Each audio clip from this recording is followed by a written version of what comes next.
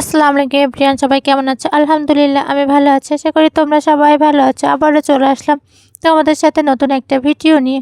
আসলে কিছুদিন ধরে আমাদের এখানে শৈত্যপ্রবাহ শুরু হয়েছে, যেহেতু এখন শীতকাল, মাঝে মাঝেই শৈত্যপ্রবাহ দেখা যায়।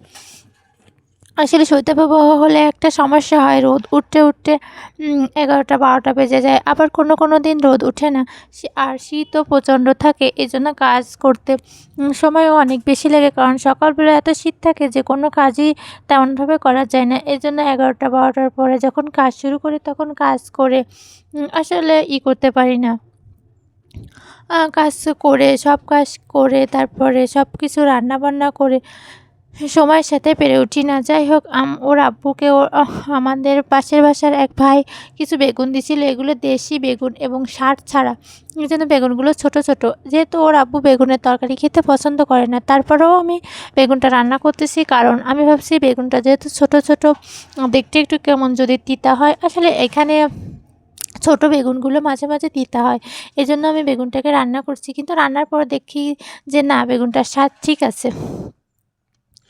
যাই হোক, আমি প্রথমে তরকারি আলু, বেগুন আর মাছ সব কিছু ভালো করে কেটে ধুয়ে পরিষ্কার করে নিয়েছি। এরপর আলুটাকে কষিয়ে ঝোলের পানির ভিতর বেগুন, মাছ আর প্রথমে বেগুন দিয়েছি। এবার বেগুনটাকে কিছুক্ষণ একটু ভাপিয়ে তারপরে টমেটো আর মাছ দিয়ে দিয়েছি।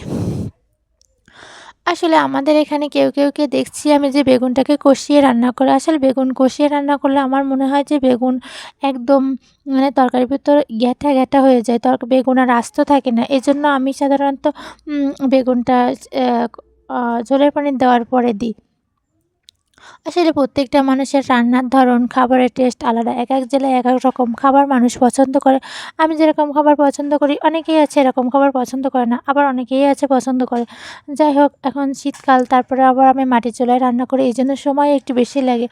শীতের সময় আমি চেষ্টা করি সব কিছু প্রপারলি করার জন্য। ঠিক সময়ে খাওয়া, ঠিক সময়ে ঘুম, ঠিক সময়ে একটু গোসল করা, নামাজটা একটু ঠিকঠাক টাইমে পড়া, আজানের সাথে সাথে খুবই চেষ্টা করি। এইজন্য সবসময় চেষ্টা করি যে 11টা, 11:30টার ভিতর রান্না করতে আসছে, রান্না সেটা একটা আজানের সাথে সাথে রান্না শেষ করে বাবুকে গোসল করিয়ে, নিজে গোসল করে সব কিছু করে প্রপারলি সব কিছু করার চেষ্টা করি। তারপরেও পেরে উঠি না, কারণ সময়ের সাথে সময় কেমন যেন দৌড়াতে থাকে, শীতের দিন তো। আর আমাদের এখানে একটা সমস্যা আছে যে দুপুরের আজানের সাথে সাথে আমাদের বাড়ির থেকে সব রোদ চলে যায়। এজন্য আসলে আজানের পরে মনে হয় যে সন্ধ্যা হয়ে গেছে। যাই হোক, আমি পেঁয়াজ দিয়ে বেগুন আর ট্যাংরা মাছ ভাজি করতেছি। আসলে এই খাবারটা আমার কাছে ভীষণই মজা লাগে। আমার কাছে বেগুন, ট্যাংরা মাছ দিয়ে পেঁয়াজের কালি ভাজিটা কিংবা ট্যাংরা মাছ ভুনাটা খুবই ভালো লাগে। আমি সাধারণত ট্যাংরা মাছটা খুব পছন্দ করি এইজন্য। আর শীতকালে এখন তো সব মাছই আমার কাছে মনে হয় যে স্বাদ, কারণ আমাদের এদিকে তাজা বিলের মাছ পাওয়া যায়। মাছগুলোতে খুবই স্বাদ লাগে। যাই হোক, আজকে দুপুরে আমাদের খাবার মেনু ছিল সাদা ভাত, পেঁয়াজের কালি, আলু আর ট্যাংরা মাছ ভাজি। আর ছিল হচ্ছে পালং শাক, আলু আর ট্যাংরা মাছের একটা তরকারি। আসলে এই তরকারিটা আমি আপনাদের সাথেও একদিন শেয়ার করেছি। আমি যেহেতু সব শাকসবজিতেই পেঁয়াজ, কাঁচামরিচ, রসুন কুচি করেই রান্না করি। আর ছিল হচ্ছে তেলাপিয়া মাছ, আলু, বেগুন আর টমেটোর একটা তরকারি। এরপর আমি আমার ছেলে দুপুরের ভাত খেয়ে নিচ্ছি। আসলে ও খাবারের ভিতর আলুটাই খুব পছন্দ করে, এইজন্য আমি চেষ্টা করি সব খাবারে একটু একটু আলু দেওয়ার জন্য। খাওয়া দাওয়া শেষে আমার বাবু ঘুমিয়ে পড়েছে, এর একটা ক্লিপ আমি রেখেছি। আসলে আমি চেষ্টা করব ছোট ছোট কাজ, ছোট ছোট কথার কিছু কিছু ক্লিপ রেখে দিতে বা আপনাদের সাথে শেয়ার করতে, যাতে বড় হলে ওকে দেখাতে পারি, এই স্মৃতিগুলো মনে রাখতে পারি। এই জন্যই আর কি।